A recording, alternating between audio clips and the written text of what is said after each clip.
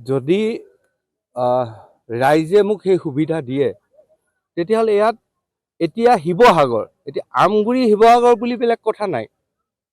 আমি শিৱসাগৰ জিলাখনৰ কাৰণে আমি কামখিনি কৰিব লাগে। কাৰণ বিশেষভাৱে শিৱসাগৰ সমষ্টিটো হৈছে এটা সদৰ সমষ্টি আৰু সদৰ সমষ্টিটো হৈছে সদৰৰ পৰা গোটেই জিলাখন পৰিচালনা হয়। যদি সদৰটোৱে আমাৰ মানুহ নাথাকে তেতিয়া জিলাখন পৰিচালনা কৰাত বহুত অসুবিধা আহি গৈছে। এনেকুৱা ধৰণৰ কথা নাথাকে যে আমগুৰি সমষ্টিটো কিবা কাৰণত বাদ পৰি যাব, কেতিয়াও সেইটো হ'ব নোৱাৰে। কাৰণ জিলাখন ডেভেলপ হ'লে সমান্তৰালভাৱে আমগুৰিয়ে হওক, নতুনকৈ কোনোবা যদি ক'ৰবাৰ পৰা গৈছে আহিছে, গোটেইখিনিয়ে শিৱসাগৰ ভিতৰখন আমি ডেভেলপ কৰাৰ কথাটোৱে চিন্তা কৰিব লাগিব। গতিকে আমাৰ মনত তেনেকুৱা ধৰণৰ নাই যে শিৱসাগৰ আগৰ শিৱসাগৰটোৱে কাম কৰিব লাগিব। আৰু এতিয়া আমি যিমানখিনি পাৰোঁ এতিয়ালৈকে অসম চৰকাৰৰ পৰা যিখিনি আঁচনি আহিছে, আমি আমগুৰি শিৱসাগৰ তেনেকুৱা ভিত্তিত কাম কৰা নাই। আমি আমাৰ প্ৰায় 273টা বুথ চেণ্টাৰ আছে। বুথ চেণ্টাৰ ভিত্তিত আমি কাম কৰি আছোঁ। প্ৰতিটো বুথেই, প্ৰতিটো অঞ্চলেই, প্ৰতিটো চুকেই ডেভেলপ হ'ব লাগিব। সেই ইয়ালৈ লক্ষ্য ৰাখি যিমানবিলাক আঁচনি আহিছে তেনেকুৱা ধৰণে এটা পৰ্যায়ত আমি কাম কৰি গৈ আছোঁ। নহয়, দলৰ এজন কৰ্মী হিচাপে যে আমাৰ দলটো জিকিব পৰাকৈ যিখিনি কাম কৰিব লাগে আৰু মুখ্যমন্ত্ৰী ডাঙৰীয়াৰ যিহেতু দায়িত্ব প্ৰদান কৰিছে শিৱসাগৰ সমষ্টিটো বিভিন্ন দিশ কোনবিলাক চাবৰ কাৰণে, সেইটো ক্ষেত্ৰত যিখিনি কাম কৰিব লাগে সেই কামখিনি কৰি আছোঁ। আৰু টিকেটৰ ক্ষেত্ৰত এইটো দলে জানিব, দলে কাক টিকেট দিলে কি হ'ব নহ'ব সেই কথাটো আমাৰ ৰাজ্যিক সভাপতি ডাঙৰীয়া আছে, আমাৰ মুখ্যমন্ত্ৰী ডাঙৰীয়া আছে, নেতৃবৰ্গ আছে, তেওঁলোকে বাছনি কৰিব। এতিয়া আৰু কোনো ক'ব নোৱাৰে। কিন্তু এইবিলাক কোনোবাই কিবা কথা ওলাই থাকিব পাৰে, বিভিন্নজনে বিভিন্ন কথা কৈ থাকিব, সেইবিলাকত আমি গুৰুত্ব দিয়াৰ কিবা কথা থাকিব পাৰে বুলি মই ভবা নাই।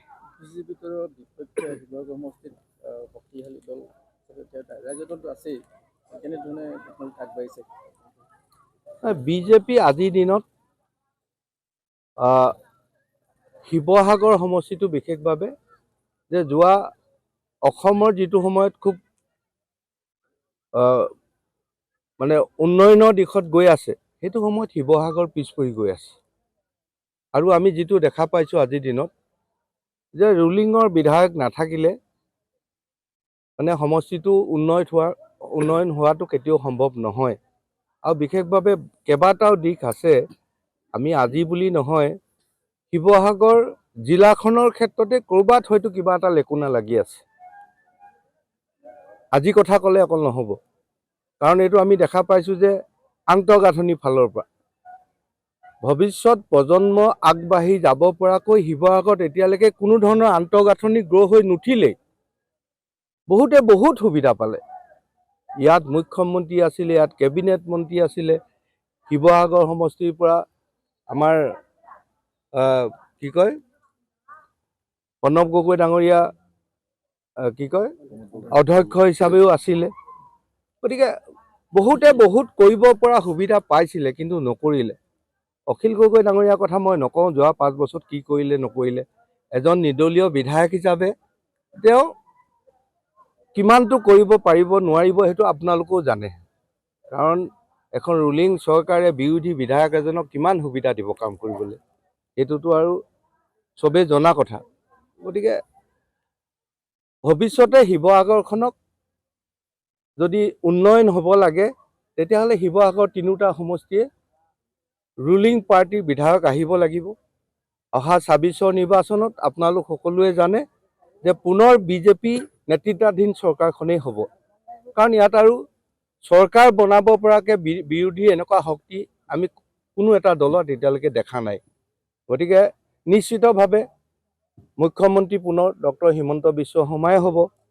শিৱসাগৰ ৰাইজে সুযোগ ল'ব লাগে শিৱসাগৰখনৰ আন্তঃগাঁথনি ডেভেলপমেণ্টৰ কাৰণে, নিবনুৱা সমস্যা সমাধানৰ ক্ষেত্ৰত, উদ্যোগৰ কাৰণে, বিভিন্ন কথা বতৰাবিলাক যিটো আমাৰ এতিয়া অসমত চলি আছে বা ভাৰতত চলি আছে, আত্মনিৰ্ভৰশীল ভাৰত, আত্মনিৰ্ভৰশীল অসম, তো এই কনচেপ্টবিলাকতো সোমাবৰ কাৰণে আমাৰ ৰাইজে ভাৰতীয় জনতা পাৰ্টীৰ পক্ষত থাকি ভাৰতীয় জনতা পাৰ্টী যিহেতু অসমক উন্নয়নৰ দিশত আগুৱাই লৈ গৈছে, সেই সময়ত আমি যদি বিৰোধী পক্ষত থাকোঁ তেতিয়াহ'লে শিৱসাগৰ হয়তো খুব বেয়াকৈ পিছ পৰি গুচি যাব।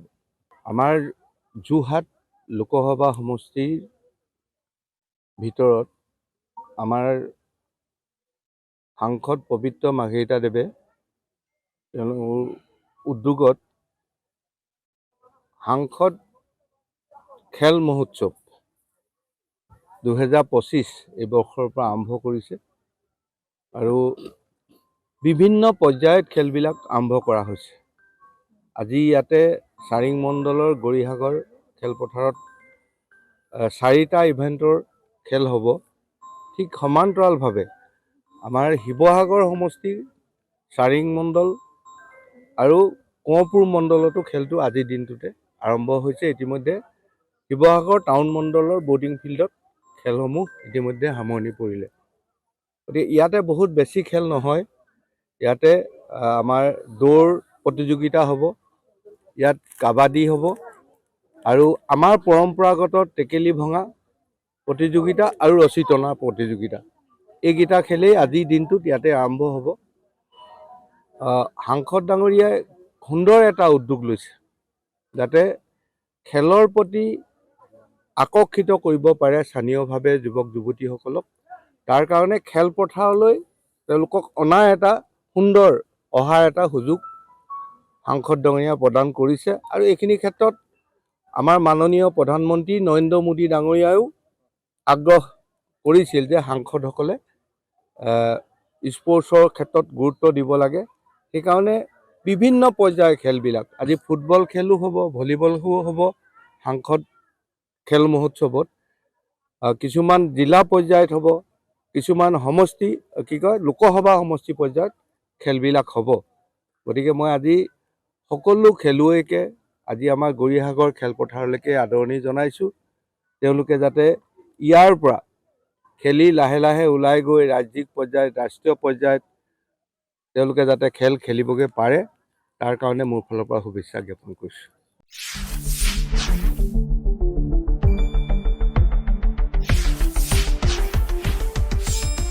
শুদ্ধ আৰু বিস্তৃত বাতৰিৰ বাবে চাই থাকক নিউজ ডেস্ক ৰিপোৰ্ট।